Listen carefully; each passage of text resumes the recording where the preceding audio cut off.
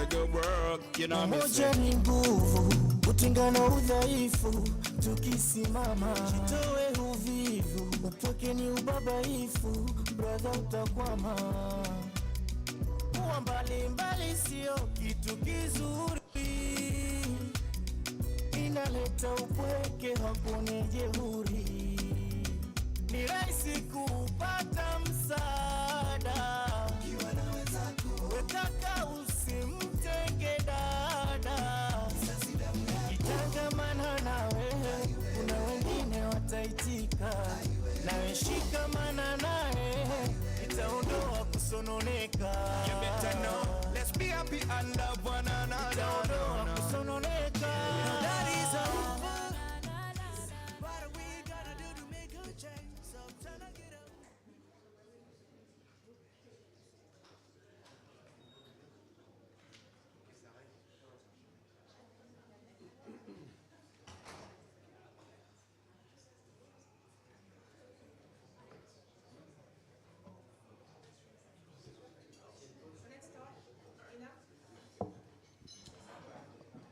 Okay. Hi guys. Welcome. So first, I'll just let everyone introduce themselves and any short or brief message you'd like to share. I'm Theo Dumont. I'm a managing partner at Alta Global Media. We are a marketing, PR, management company that also produces. And I'm also the co-founder of the HollyShorts Film Festival. 19 years, Oscar qualifying fest.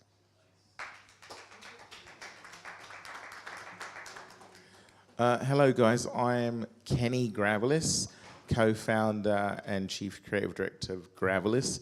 We are a creative agency out of Los Angeles, and we primarily do marketing for TV and film, everything from Creed 3 to Black Panther, Wakanda Forever to Transformers right now.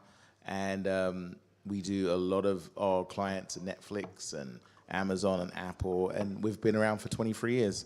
So that's who we are.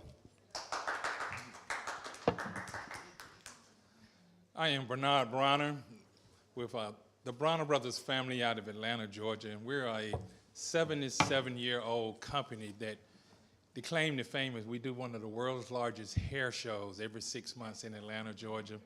We also make a line of product with the BB brand that is sold worldwide, and we also do Upscale magazine, and we're proud to be a sponsor of this event here today.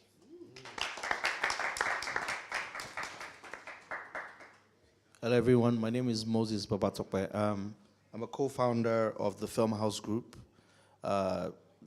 owners of Film House Cinemas, the largest cinema chain in West Africa and third largest in Africa, and Film One Entertainment and Studios, the biggest theatrical distribution outfit in West Africa, and aggregators to Netflix, Prime Video, distributor of the highest grossing Nollywood films, amongst other things. Great to be here, and hopefully we can share some knowledge. Johnny Wimbury, I just got drafted to the 2023 lineup right now, literally 5 minutes ago, so I'm honored to be on stage. Motivational speaker, author, serial entrepreneur, debuting my new movie, being viewed here in Cannes. Super excited. So I'm new to the movie industry, so I'm gonna be learning on stage while I'm with my homies.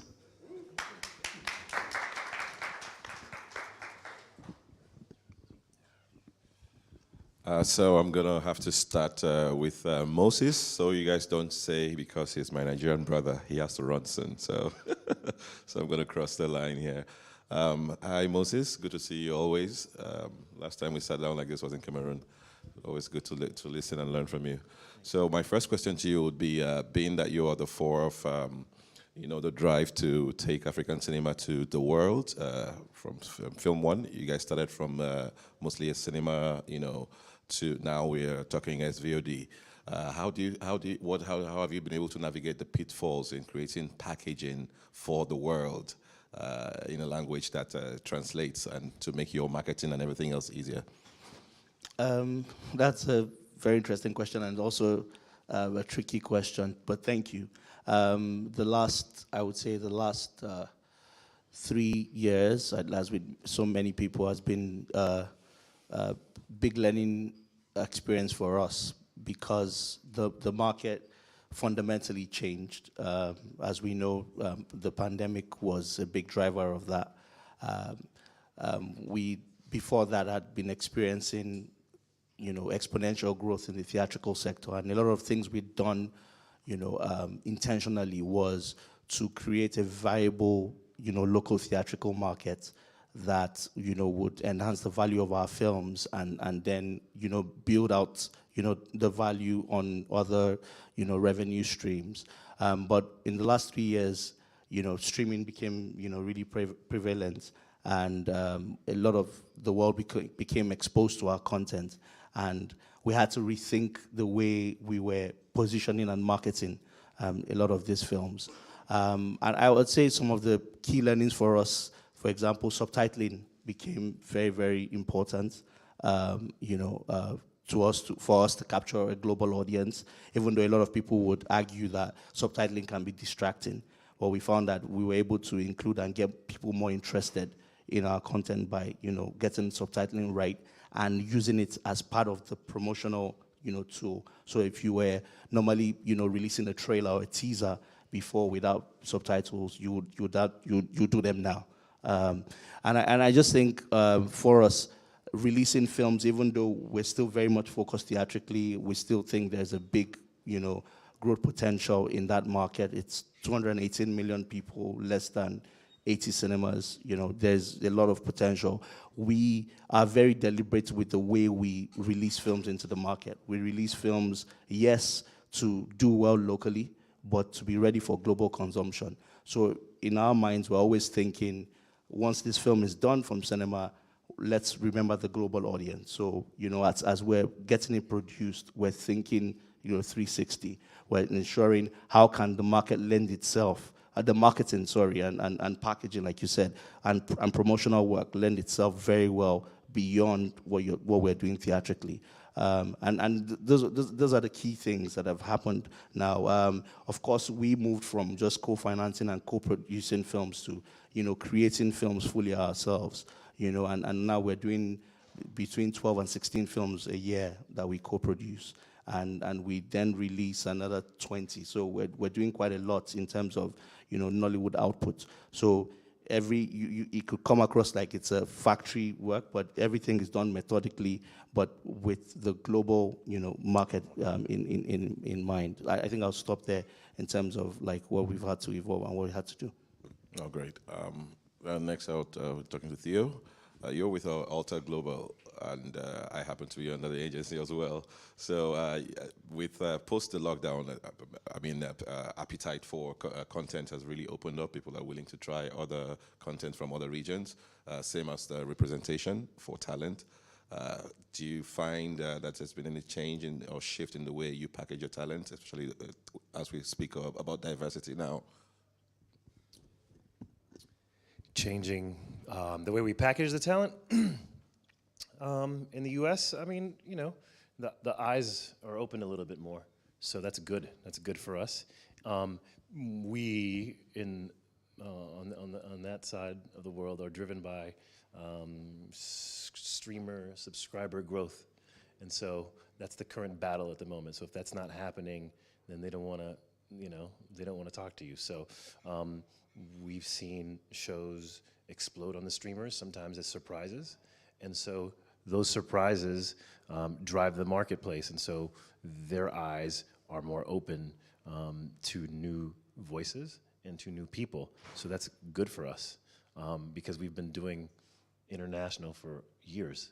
And our counterparts, and you can say competitors, but we call them collaborators, they are just starting to look elsewhere for new talent and new people, but they're finding it's not that easy because it takes time, it takes investment, it takes relationships, and we're just fortunate enough to have that eye. I mean, it's me and my business partner Stephen. It was in our DNA, literally. We've been coming to the markets for decades, and it helps. And in times like this right now, we're facing a big situation, as everyone knows. It's the strike right now, and so it's difficult. And you had a hint of the strike before, and you had our other companies in the U.S. looking over the fence to see can they acquire, and some of them doing it, some of them acquiring companies, and that they feel that would help their business as far as development quicker and whatnot. But yeah, listen, it's bottom line, it's good for us. That shows can explode. The streamer thing, they're still trying to figure it out. I feel every day even before the strike, there's a lot of layoffs, and it's a challenging marketplace. But I've seen it's cyclical, right? This is not, I've been doing this a long time. I was in-house at MGM, and then we had a strike, and that was in the early 2000s. There was a strike then, and they had to find a new solution. It was the explosion of reality television, right? Before that, it was explosion of format. So thank God for us in our business as creators, people want to be always entertained, and thank goodness now they're starting to open up to new voices, new faces. But it's kind of like what Jimmy said before. It's like Akimbola is, we build it, let's do it, and then dominate. That's all we can do. They'll follow. Okay, great stuff. Kenny, you're a graphic designer. There's more to designing a successful package than just making it noticeable. What other factors do you consider while you create stuff for your clients? Yeah, I think that, we're in a special time right now. Let's think about it. There's never been as much content, available to us as there have been at this particular time. So with that being said, it's like more important now than ever for your project to stand out, for your project to I think we could all say right now, there's like 10 shows that we all absolutely want to watch, but for some reason have not yet watched because, you can't catch up. So that means there has to be, what is that thing that allows that one show to say, I have to watch it, right? And that's our job, basically, our agency, which is how do you make marketing become conversation? And, sometimes you have the combination of having a really huge movie star and a great concept. Like for Creed, for instance, we had Michael B. Jordan with no shirt on in the corner, with, you can't run from your past. So that idea, that concept got people excited, got people working. Of course, we have Michael B. Jordan. But the reality of that also is you also have to have content makers that understand the importance of marketing.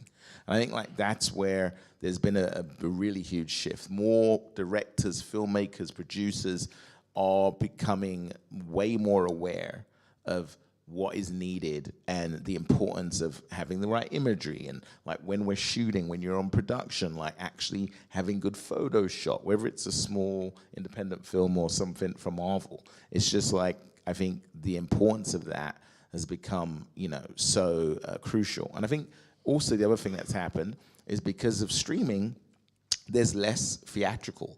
So what's happening is, people care. Our clients, for instance, which are like the Netflix and the Amazons and the Apples, they care just as much about what something looks like on their platform, in this horizontal box than they do just as the movie poster. It's if you look at what's happening in the movies right now, it's tentpoles that are getting really those big wins pre-COVID, right? It's the Spider-Mans and the Top Guns, but the smaller films, they're having to survive and really not off theatrical anymore. So, that streaming money needs to be a real thing. So that campaign has to be able to rise above. So I feel like we've had more pressure from all our streamers to make marketing materials that stand out. But it's a very competitive landscape, and you really have to, spend the money where it's needed to make the difference. And one thing I would say about especially independent film, please, for all independent filmmakers out there, do not have a photographer for your production, at least for one day, just to shoot and get great photography. Because trust me, by the time you go to sell that project, you're going to see the massive difference being able to make materials that look actually professional when it comes to selling your product. So. That will be coming from sets. Yes, exactly. Not just the studio work. Yes. Okay. Yes, please. Can I add something real quick? It's interesting. We have a couple hats. We would do publicity promotion, and then our other hat is developing and selling, pitching, right? Like everybody else. But what you just said is just something, a crucial point in our business, and I've never seen that before, right? Like you said, it's the, not only is the poster art, the imagery, but also the on-brand. There's two sides of it, right? The on-brand on Netflix, what that image looks like of what you're selling. So not only does the visual have to be beautiful, you know, what the streamers are saying is, I need a recognizable face. I don't want to buy it if I don't have a recognizable face, because the viewer has to see, oh, that's who? Boom, click. So I think that's just interesting. That never, I mean, maybe that existed before in another format on a billboard, you know, but now I have but fingers to click. So it's interesting. Okay. Mr. Bernard, how has this affected your work? I mean, going from the hard copy days now into the digital era of magazines. How has your packaging changed to be able to appeal to your readers? Well, we used to do a lot of print. We're only 2 national magazines in the U.S., Essence and Upscale, that actually printed on every newsstand. But we had to adapt to our customers and go digital, go online, go social media, go Upscale Mobile. So our name is now changed from Upscale Magazine to Upscale Mobile, because everybody is now attached to their phone. So you have to meet people where they are. Oh, great. That's quite short. Would you like to add to that in any way? Why not? Thank you.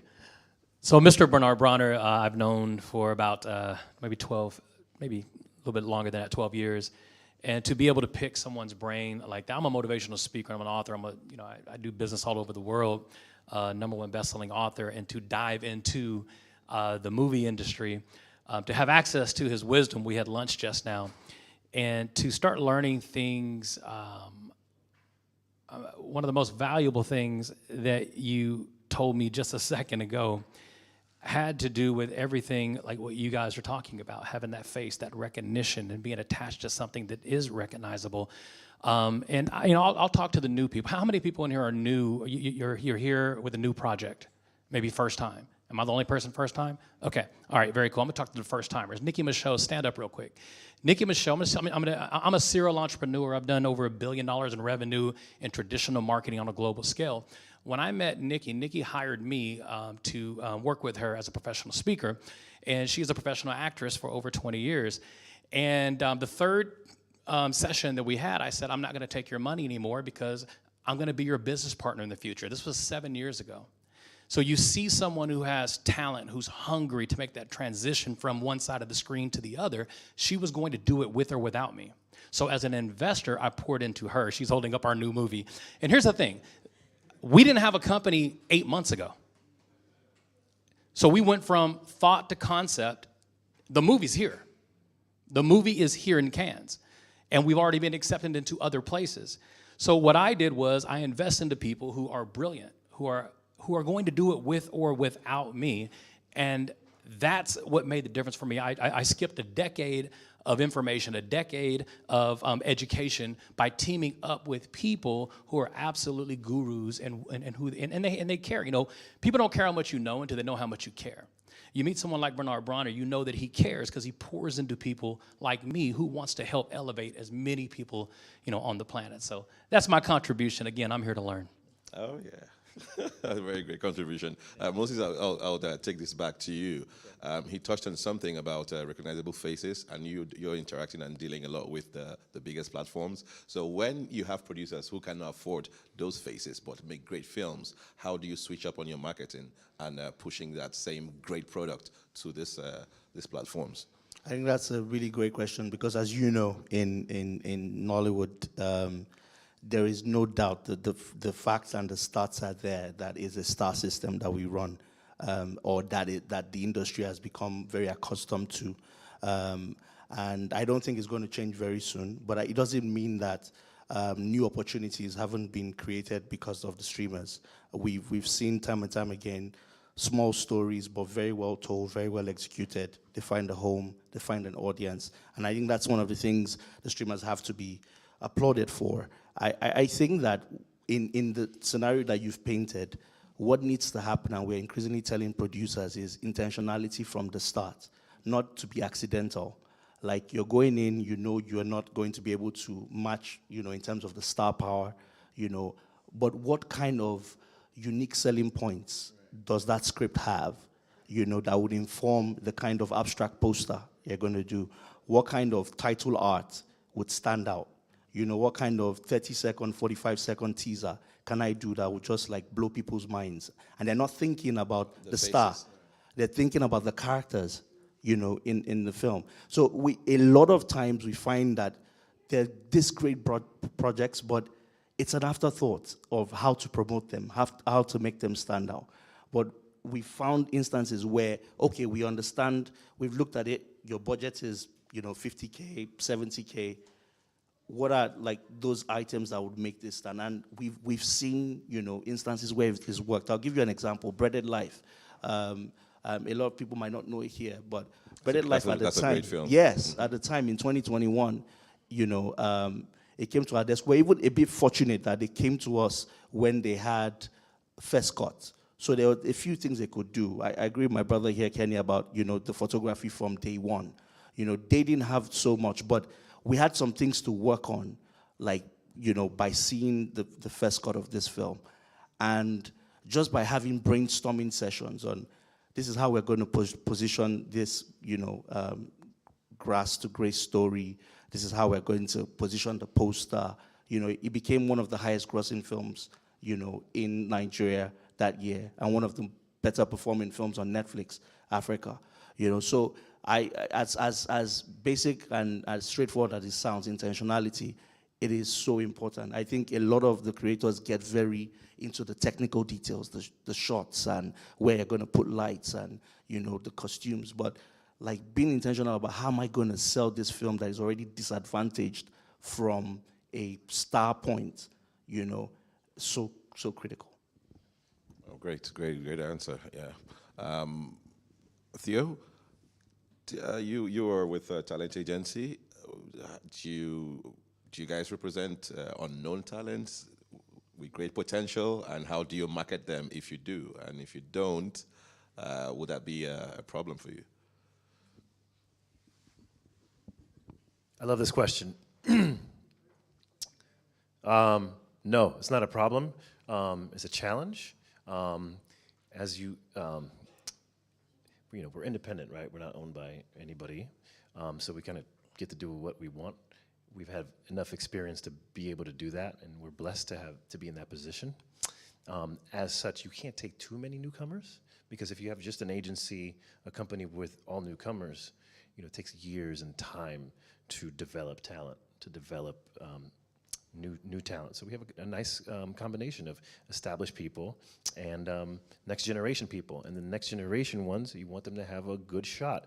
You have to, they have to meet us halfway. This is a partnership, you know, so they have to be sellable. But it is a fascinating challenge, and I really, really enjoy still working with people that don't have a name yet. Why? Because you could be more creative. And then, you know, and I always say leverage the brand, leverage the brand. You're unknown, what do you got? Who have you worked with? What can we do? And the other thing is we're almost like, imagine like I love the job, right? It's like strength coaches for a sports franchise independently. And we get to kind of pick what side of the apple we want to do, you know, because we could do corporate, which is like the company, right? We could do the talent, right? We could do the director, we could do the showrunner, we could do below the line, we've done that, you know? And then we could do the project itself, the titles, right? And the producer that has a slate, that's like the dream, right? Because they're almost like a mini studio. We could team up, we're like, all right, what you got? Okay, this is the show, okay, this is how we're gonna do it, you know? And we've done it before where we're almost the through line that, you know, we've worked with some independent studios, and then they'll have all these different kind of shows, and then everyone's goal is different too. That's the other thing. We begin with the end in mind. That's the key with everything that we do in our business, right? What is it? Is this just festival activation? So what do we want out of the festival? You know, do we want to make noise? Are we selling the title? Is that the goal? Do we want to be the #1 studio on the continent? Like, what's the goal, right? And then from there, we think we know how to hopefully get to the goal, and then we work backwards to get there. You know, we create a plan, and then we basically go and strike against the plan. And then I was having a conversation with Kenny yesterday, and I was telling him that I am a very checklist person. So the reason that is because we come up with a plan. We are cognizant that the world changes every day, and the plans, plan is a plan. You got to be nimble and be flexible, but we are fighting tooth and nail to execute that plan for the client. You know what I'm saying? And so, but we want to not overpromise, because we know a variety of variables can go wrong, but we try to execute every piece of the plan, and then we'll see what happens. And I'm a big fan of Upscale, by the way. One thing I'll say, just to couple what everyone's saying about intentionality, that is so crucial. That combination of intentionality and also challenge, I think, is actually where the most creative work comes out, if that makes sense. Like when you actually don't have the star. Like a lot of people don't realize, I mean, when you think about Get Out, Daniel Kaluuya wasn't a star. You know, like the actual concept was the idea. That was the start. Get Out. That was the concept. You know, and I think things like that that's how you can have like eureka moments happen, where you don't have a star and you have to like really focus on like how creative can we be about selling something, you know, like how do we do it? Do we do it through social? Do we start like where does it start? How can we create buzz? How can we create sort of an excitement? You know, every studio executive hangs on, especially pre-COVID, their jobs hang on one thing: opening weekend. Right? Because after opening weekend, the film is out, and whether it's good or bad, you're done, right? But before opening weekend, it's about how you actually get me in the seat. And that is, if you don't have a star, you got to be creative about that. You got to figure out ways of doing that. Like, to me, I always love, like, you know, when you watch a trailer and, you know, you go see the movie, and sometimes you look at the movie like, that wasn't even in the trailer. And, like, people are mad about that. It's like, no, don't be mad. Like, they got you in the seat. You know, like, that's part of it. You know, so sometimes, you know, we get very precious about our projects, but it's like, in the end, it's like, how do we get people in seats, or how do we get people to click on? In the end, that's what the studios and the streamers really care about. And, you know, these guys have plans for it. We need visuals for it. But it all kind of has to work together. And Mr. Bernard, how does that translate in the context of selling a magazine with very popular people versus with the boring stuff? You know, people want to see excitement. People want to read gossip. You know, you look at the clickbait online. How does that translate for you? Well, they say don't judge a book by its cover, but in Upscale, you have to have somebody they recognize on the cover. You can put as many people on the inside, but you better have a famous person on the cover to get their attention. So, yes.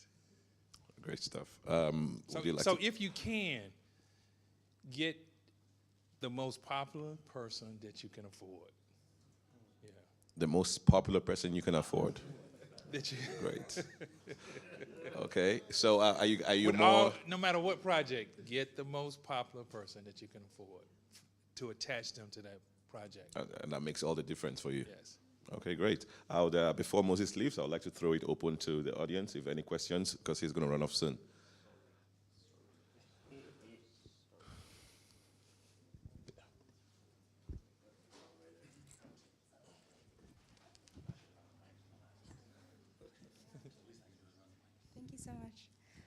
Hi, my name is Nikita from Botswana. I love what you were saying when you said that sometimes when you don't have a star, you have to make the concept a star. We saw this a couple of months ago with the film Cocaine Bear, where everyone was more focused on a bear being high on cocaine versus who was in the film. So as someone from Africa who mainly writes stories around culture and around feminism, these are social ideals. How, in your experience, have you seen those kind of films promote themselves and market themselves to become commercial almost. Because as much as it's these kind of films thrive in, for example, film festivals, etc., we are also trying to make films that can bring back money so that we can make more. So how, in your experience, have you seen them being marketed and commercialized? Thank you. Yeah, I think so.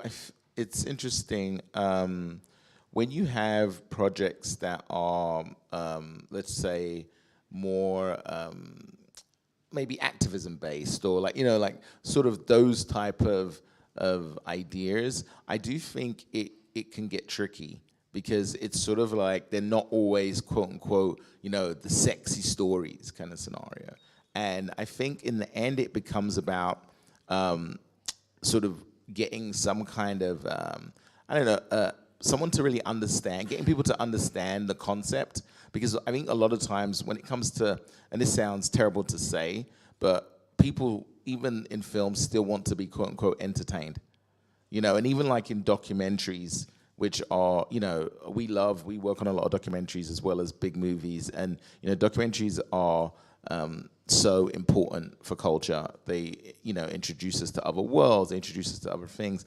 And I think it's like, there's some documentaries, of course, that sort of really take off, and there's some that don't. I think that one thing about the streamers, by the way, I think the streamers have become an amazing place for documentaries.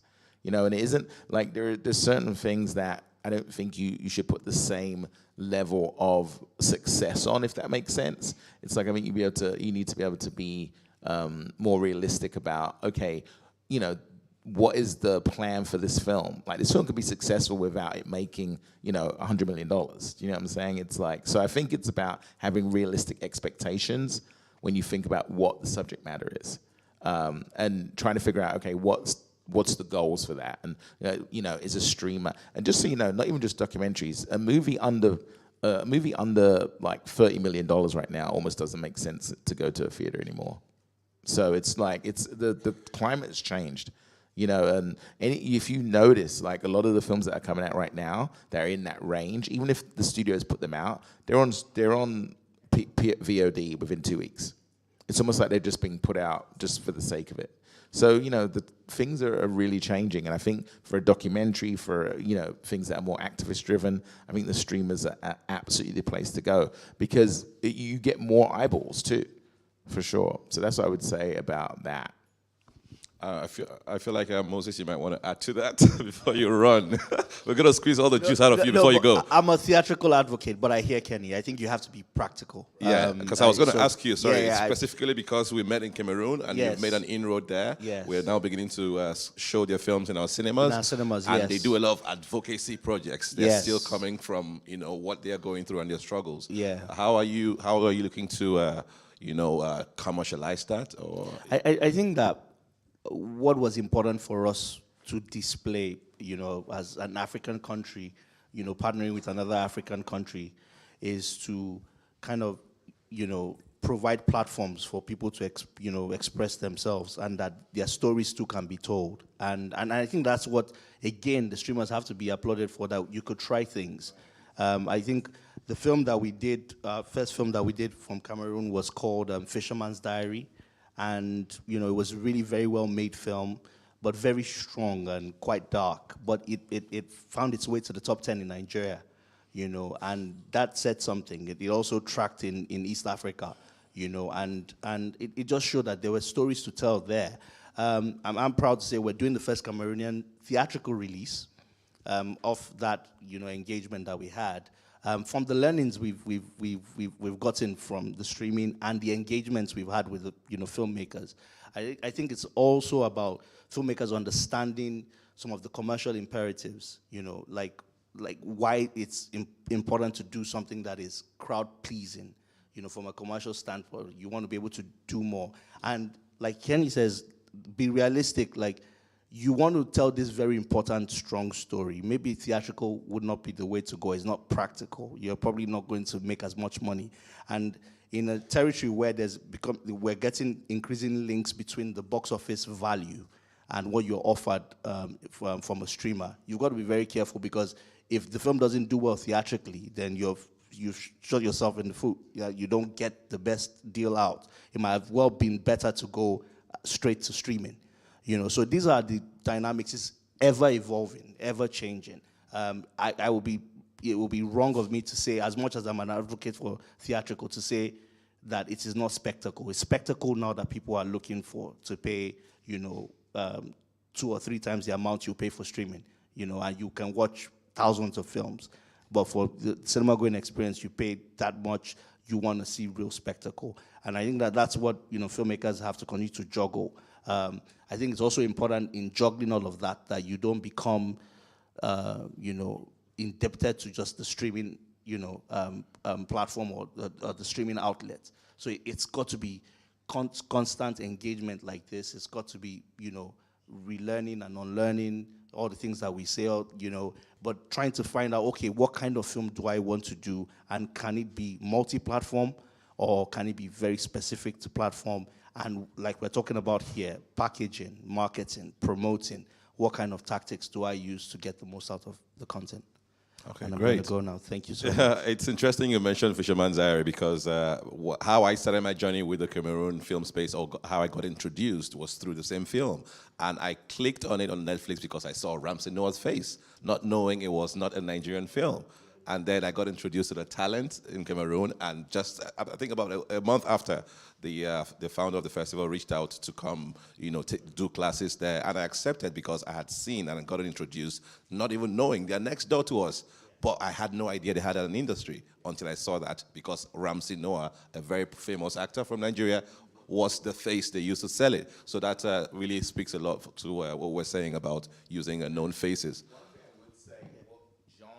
What genre seems to really do it well and has been doing it great for the last, you know, 7-8 years is horror.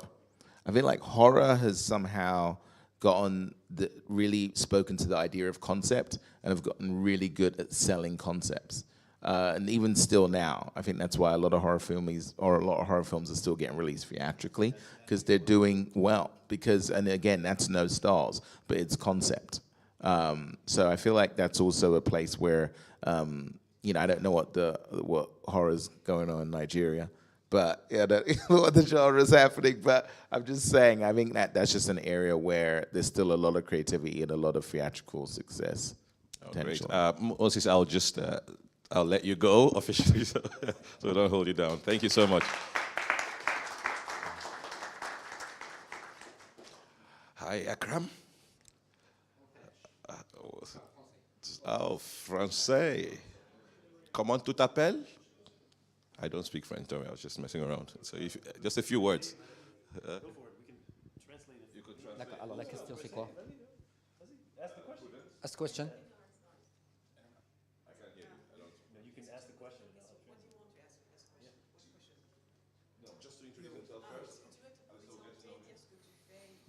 Ah, d'accord, ok, très bien. Bah, bonjour déjà. Alors, je m'appelle Akram, je suis un producteur, réalisateur et scénariste algérien. Voilà, j'ai fait mes études de réalisation en France et après j'ai décidé de rentrer dans mon pays pour faire des films algériens et des films qui parlent de l'Algérie et la vie algérienne. Je vais parler un peu du cinéma algérien. C'est vrai, à l'époque, on avait un cinéma qui existe dans le monde entier, dans les années de 60, 70, les années 80. Malheureusement, à partir de les 80, où il y avait la décennie noire, c'est la période où a tué le cinéma algérien. C'est-à-dire on n'avait plus de films, plus de salles de cinéma, plus de production. Mais bon, ça fait presque 20 ans qu'on bat pour ça. Oui. Donc, je vais traduire ce que Akram a dit. So, Akram Zaghba is a filmmaker from Algeria. He was actually in France for a while. He studied filmmaking in France and then moved back to Algeria to actually promote the Algerian film industry. So, he was telling us that the Algerian film industry has been kind of very the Algerian film industry has been a bit, let's say, slowing for some time, so he's trying now to help it move forward and create more opportunities for Algerian filmmakers. Voilà, alors je continue. Comme je vous avais dit que le cinéma algérien, elle est presque, il n'y avait plus de cinéma depuis la décennie noire, la période où il y avait du terrorisme. There hasn't. Du 90 jusqu'à 2000. Okay. So for almost a decade, for 10 years, during the black decade, if I can say so, there is no cinema, there is no movies, there's nothing in Algeria from 1990 to 2000. So now they're back in the game and they're trying to make it up. Voilà. Et bon, je ne vais pas parler de ça parce que c'est du passé maintenant. On va parler de maintenant. L'Algérie et le cinéma algérien. Elle est où par rapport au cinéma du monde? Elle est où par rapport au cinéma d'Afrique? Et elle va être où? Et notre but là, autant que des jeunes, et bien sûr avec l'aide de notre ministre de la Culture, qu'elle est nommée comme ministre, ça fait presque 2 ans, son but c'est de reprendre le cinéma des années 80 et 70 et des 60. Voilà. Donc, the objective here is not to talk about what happened that crushed the Algerian film industry, but there's an incentive and there is a direction. Oh, sorry. There's an incentive and there's direction from the Ministry of Culture in Algeria to go back to the 60s, 70s, and 80s when the Algerian film industry was very strong, and using the youth today in Algeria to move forward. Alors, le but que je suis là déjà à Cannes et à Afro, et que pour moi c'est un honneur d'être avec eux et avec vous dans ce meeting, c'est de parler de cinéma algérien, c'est de parler de la culture algérienne, c'est de parler des films algériens qui appartiennent de l'histoire de l'Afrique. Parce qu'on n'oublie pas que l'Algérie, c'est le nord de l'Afrique, alors c'est l'Afrique pour moi. Et la seule chose qui m'a donné cette courage de venir ici et de parler de ça, parce que ça fait un certain moment qu'on attend. Donc, son objectif, coming here at Afro-Can, at Cannes, being here at Cannes is an opportunity for him to talk about Algerian film, Algerian industry, but also be part of the overall discussion about African film, all right? So what he wants to do right now is basically helping, shining the light on Algerian filmmakers, Algerian film industry, and the Algerian brand and how to sell Algerian content. Voilà. Et si je suis là, le plus important pour moi de dire au monde entier que le cinéma algérien, elle va venir, elle va revenir et elle va être le cinéma des Oscars des années 60 et 70. Et pour dire à notre ministre qu'elle est là pour nous, pour qu'on peut avancer dans ce monde, nous aussi on est là pour vous aider et pour être avec vous et pour ramener le cinéma à sa place, la place des années 60 et 70. Voilà. Donc là, just to repeat what he said, and he's very insistent on the fact that being here at Cannes is the opportunity to say to the world that Algerian cinema of the 60s, the 70s, and the 80s that had a lot of visibility across the world. I wasn't there, but I think that people who have more experience in the film industry know that in the 60s and 70s there are many Algerian filmmakers that won at the Oscars, at the Caesars, and so on. So the Ministry of Culture in Algeria and himself here have taken the, let's say, the decision to make sure that they're back into that path. Am I right there? Yes. Continue. Voilà, je ne sais pas, est-ce que vous avez des questions? Do you have is anybody has any question here? No, we don't. Yes, you do.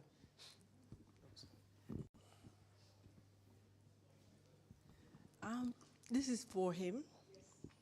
It's very important as we have the divide between North Africa and the rest of Africa.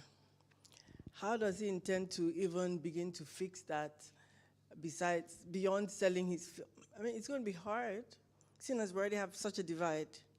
How do we begin to fix that?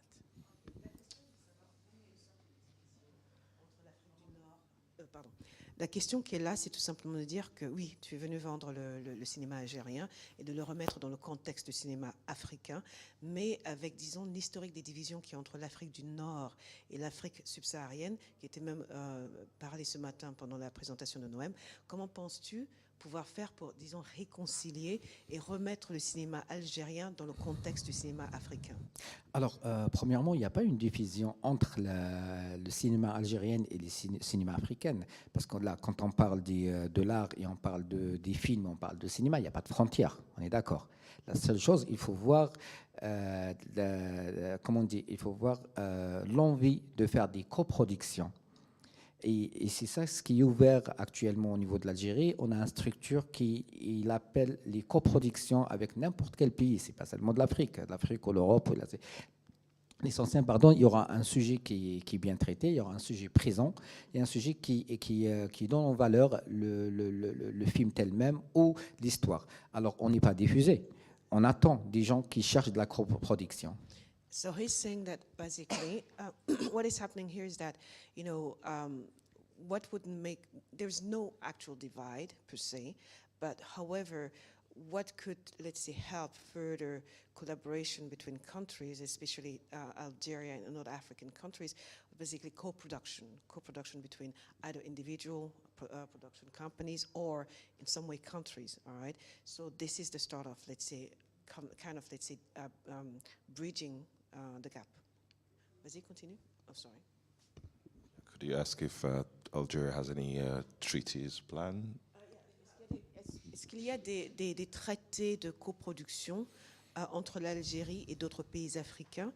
Et d'autre part, quelles sont les modalités de coproduction entre individus ou bien entre sociétés et d'autres, disons, producteurs ici? Quels sont les avantages? Est-ce que vous avez des... Alors, les avantages de la coproduction, on sait très très bien que nous, au niveau de l'Algérie, on a toujours des aides à la production, c'est-à-dire c'est des aides qui sera versées par le ministère de la Culture pour aider ce film à 60%, c'est-à-dire les 40% qu'il reste. Donc, what he's saying, Shuma and the rest of the audience here is that, and what you ask is that in Algeria, for example, they have funding mechanism, government funding mechanism, sorry, is it okay? Government funding mechanism that offer up to 60% funding for projects that are partially, I guess, done with an Algerian producer and a partner. Continue. Voilà. Alors il y a 60% du ministère de la Culture et 40% le coproducteur. Il n'y a pas des écrits, sauf que vous avez une boîte de production algérienne, vous se mettez d'accord avec la boîte de production algérienne et c'est la boîte de production algérienne, c'est elle qu'elle s'occupe de tous les financements après. Voilà. So how it goes is very simple. So as I say, the 60% funding from the government, from the Algerian government, and then the 40% from the co-producers. So the Algerian company take care of the, let's say, reaching with the government and get the necessary funding. Does it make sense? There are questions here. Il y a des questions?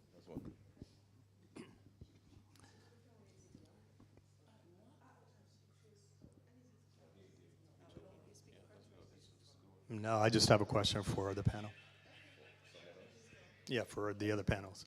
I heard Moses make a comment. He said that you have to be very intentional with every story idea as a producer. And Theo also said that you have to think about the end and start from the end at the beginning, which I 100% agree. I'm a film producer. I produced 2 films that have been released theatrically and on the streaming. But one of the things that I think I really want to explore a little bit more, which I don't think we've really gotten into, and I'm curious as a producer, is he says that every good story will find a home. That is true. But at what price? Because you'll produce your movie, and it'll be very strong, it'll be very good, and it'll be X, but the buyers will always often offer X minus 1, and you don't recoup. And I think anybody who's a serious producer doesn't care to say, I got my movie released on Netflix or whatever it is. What you really want to do is recoup for your investors. So when you have that discrepancy where you realize that the vast majority of the buyers, there are no there's no black sales agents, at least that I know of. And I worked at William Morris Independent for 4 years, so I never met anyone. So when you realize that there are no black sales agents, and those buyers typically are going to be instrumental in valuing your film, how do you overcome that very difficult hurdle? You can raise your capital, you can make your movie, And Mr. Bronner had a very good point. You know, you have to have a very visible, recognizable name. But if you realize that the buyers are not necessarily going to be very diverse, and you have the best actors that you know that your demographic really likes, but the buyers are not really in tune with who your actors are. How do you're ahead of the curve as a producer, because you're supposed to be thinking who's going to like my movie, who's going to want to watch my movie, and you're targeting your demographic. But there's a very important intermediary that is between you and the audience, that is the buyer. How do you overcome that extremely important obstacle so that you can not only recoup your capital, but also have the audience being able to watch your movie? Who's going to speak to that? Well, you know, I can't totally speak to the dynamics of all of this, but what I can speak to is that the ongoing challenge of understanding, and, you know, sales agents, for instance, understanding what the content is and the value of it, because that also translates with marketing with any studio, to be honest. It's, you know, you get people of color, and I could even speak on this, even, I think people were very surprised The Woman King made $100 million. You know? I mean, and I think it's just gonna take more of that, to be honest. Because, you know, yeah, but they still didn't expect 100 million though. Yeah. Right. Right. Yeah. Be in that position. Right. By the way, I apologize. I wasn't going to, but Yeah. this is such an important thing Sure. because, you know, there are a lot of producers who I'm sure who are here. Yeah. And I don't know who is starting off for the first time or Yeah, who's yeah. accomplished. You know, literally, I was here at the last Cannes in 2019. Well, in 2019 before the pandemic. Sure. And I was pitching. I'm doing a movie later on this year. I have a great cast. Mm-hmm. But it's a hip hop movie. And a very important financier said, Milan, you should get 50 Cent in the movie. Mm-hmm. Get him to be your lead. Right. It's like, okay, why don't I get Jay-Z to be in the movie? You know what I mean? Right. It's Same, like same difference, right? because at this point, Yeah. because you know, if you have 2 million or 3 million to be able to, and one can say, okay, you get this individual, then maybe you could do your pre-sales Sure. and offset it, but whatever. But you know, that's not the reality for a lot of producers. No, of course. Who may never have produced a movie before, Absolutely. or who may not know how to get. And by the way, there is an extremely difficult obstacle to get to the 50 Cent or the Chris Rock, who may want to read your script, but you have the agent and the manager. And the reality is they don't necessarily appreciate. The reality is they don't often appreciate black filmmakers. Yeah. And you can shake your head, but it's true. Right. You can offer, even if you offer real capital. Sure. And I know this because I worked at William Morris in Los Angeles. Right. So I can tell you, if you submit your script, they're going to look at who's the director, Mm-hmm. and if it's not going to be like a Christopher Nolan, they might not necessarily pay attention to Sure. it. But the fact of the matter is, there's not an appreciation of the producer or the actor or the director until that person becomes like a Viola Davis Right. or a John Boyega. And then at that point, they're like very interested in representing the talent. And then if you become a big producer, that's when they want to pay attention to you. Sure. But the gap from that point to that point is going to be very difficult. So how do the majority of the producers, for those people on the panel who produce films and sell them to the streamers and to the studios, how do you overcome that? Because I think that's me, even though I've done it, I'm always curious what people who have experience have done, because we can always learn.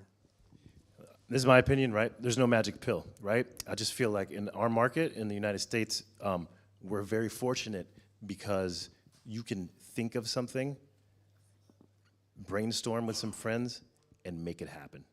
And I've done that, right? If you tell me now, this version of me, in 2002, that I would sell out the Chinese theater 10, 12 years in a row, have a 10-day festival, have tens and thousands of people fly in from different places, promote it myself, we do it ourselves.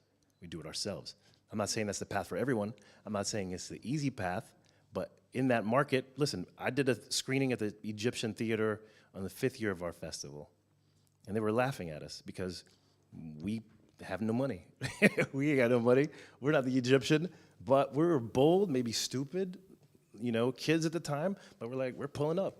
that's it. We're going to do this screening, and we're going to have this festival. And they took us as a joke. You know, there's a gentleman who took us as a joke, and he's like, well, your festival is nice, but, you know, there's another festival that's more leveraged, has a lot of capital. And I was like, oh, damn, I want to be known as a festival that's got a lot of capital one day. That's a long story to tell you that we just made it happen. And then we had that Egyptian theater, and then it blew up. The festival blew up. And then there's people that we know that make content that maybe we don't like, but someone likes it, the audience likes it. They booked the theaters. Tyler did that, and then he built his audience, and he had some food in the back, and then they kept coming. So listen to me. I think just with any business, I'm speaking for the United States market there, if we have something, we're passionate enough about it, I think we can find a path to get people to watch the film. We can find a path, if it's theatrical, we can raise the money, we can sell products, we can get a brand sponsor, a partner, you know, Hair Love, right? That short film, that became a business, Hair Love, right? Cherry, we saw the short, he got Dove somehow, they go all the way, they get the Oscar, and now that is a business. Intellectual property, magazines, books, story, volumes, new ways of it. I'm not saying it's easy, but that's a market where in other places, I'm from Haiti, I don't know if you could do that. So, take it for what it's worth. One good thing about your question is so many companies and executives now are going to what they call just data-driven information. So now it doesn't matter if they know who the person is, if you got all the data there, if you got their engagement, their reach with social media, their YouTube videos, every bit of data, they're making all of these decisions now data-driven. So they don't have to know who the person is. They're not caring who the people are there. All they care about is the data behind the people. They want people that can reach their audience. And if you give them that data, they're good. Yeah, I think that's actually a really good point about data. That's something I was actually going to bring up too. It's like, even when we're working on projects, that comes up all the time.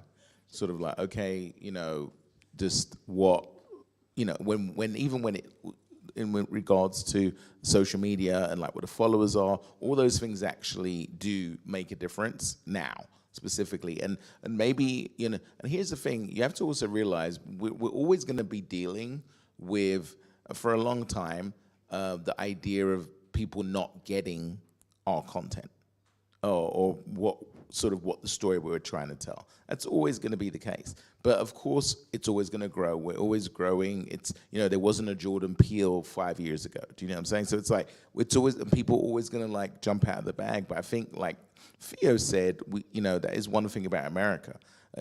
America does allow for that out of the box situation.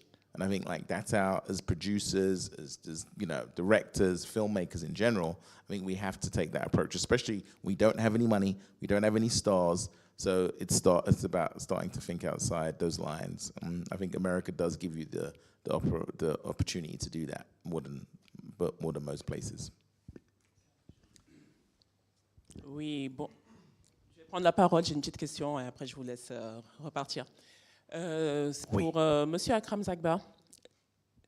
Je suis productrice camerounaise et française. Et vous avez parlé tout à l'heure du cinéma algérien qui voulait retrouver toutes ses couleurs comme dans les années 60, 70, 80. Et le cinéma camerounais est dans la même situation. Donc ma question est de savoir, aujourd'hui, nous sommes basés en France, nous travaillons beaucoup en Afrique.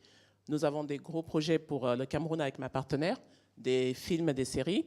Et pour être concret, on se connaît bien entre nous. Cameroun, Algérie, on a une histoire assez commune depuis les indépendances à aujourd'hui. Exactement. Et je prends pour mot ce que vous avez dit, à savoir, nous sommes les bienvenus chez vous, vous êtes les bienvenus chez nous. J'aimerais que de cette journée, nous mettions concrètement en place une certaine renaissance du cinéma camerounais pour notre part, parce que nous avons aussi eu un CNC dans les années 60, 70, 80. Nous avons connu la chute économique dans les années 90. Et aujourd'hui, au niveau du Cameroun, il y a une vraie dynamique, de par les différentes régions, de relancer l'industrie du cinéma. Donc, je suis en fait en train de vous dire, soyons concrets, nous le sommes, nous vous attendons. Merci. D'accord. Je réponds. Premièrement, merci pour ces mots, sincèrement, c'est touchant. Il y a un truc seulement, je veux l'expliquer à tout le monde. Là, autant que je suis en train de parler sur le cinéma algérien, je suis en train de vendre le cinéma algérien, comme elle a dit Prudence. Enfin, je ne suis pas en train de vendre le cinéma algérien. Je parle de cinéma algérien. Je n'ai aucun lien avec l'État algérien. Je ne suis pas politicien. Je ne suis pas en train de parler autant que politicien et de donner des mots, les mots que je suis obligé de le dire. Là, je suis en train de parler autant que réalisateur, autant qu'Algérien et autant que producteur. Je suis un homme de cinéma. J'adore le cinéma. J'adore mon pays. Et j'invite mon pays à le reprendre sa place. Et ce n'est pas seulement l'Algérie, c'est l'Afrique. Je veux que le cinéma africain sera présent partout. Parce que pour moi, c'est une jalousie quand je pars dans les festivals du monde entier et je ne trouve pas le cinéma africain, algérien ou africain. Alors, je suis pour le cinéma algérien, je suis pour le cinéma africain. Vive le cinéma, vive le cinéma, vive le cinéma africain. Voilà.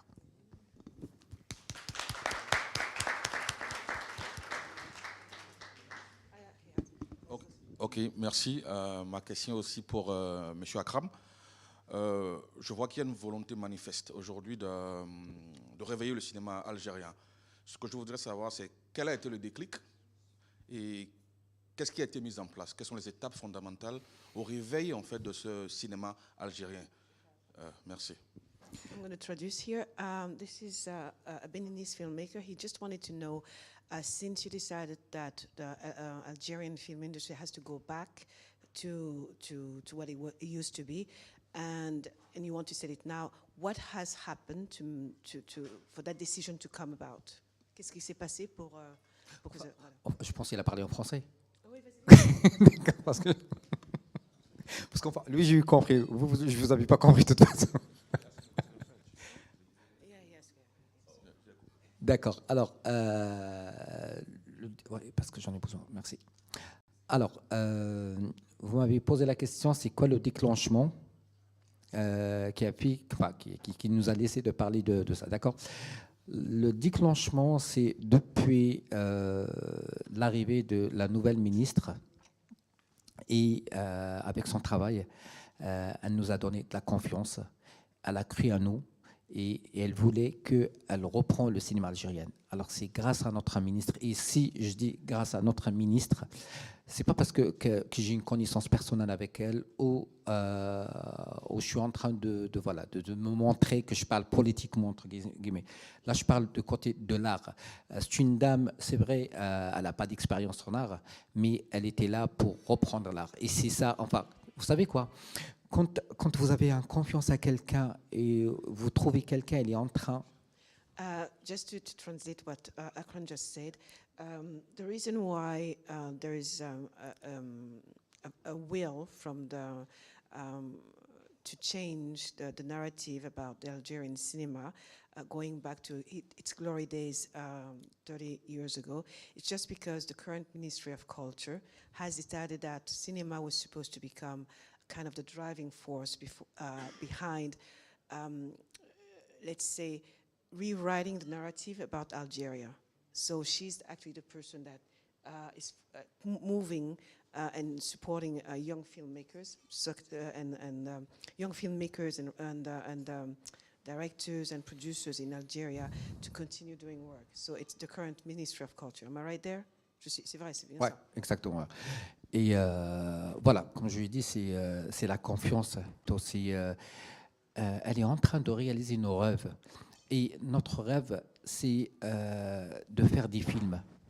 Et notre ministre de la Culture, elle est là. Elle nous a dit, avec 3 mots dernièrement sur les panels de cinéma et la création des droits d'artistes en Algérie, ça fait 3 ans, il y a une semaine à peu près, ces panels, elle a dit, je suis là, je suis avec vous, foncez, faisons des films, faire promouvoir le cinéma algérien et avancer avec le cinéma algérien. Et je suis là avec vous à 100%. C'est des mots qu'ils ont sortis de cœur. Et c'est ça enfin, c'est le but déjà que je suis là.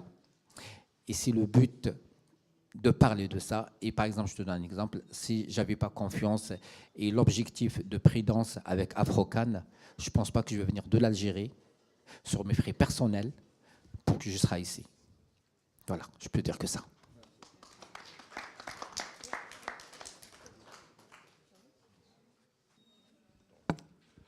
Okay, so with that, we'll have to call it a wrap for the session. Thank you, gentlemen, for the great insight and expose. Thank you so much for joining us today.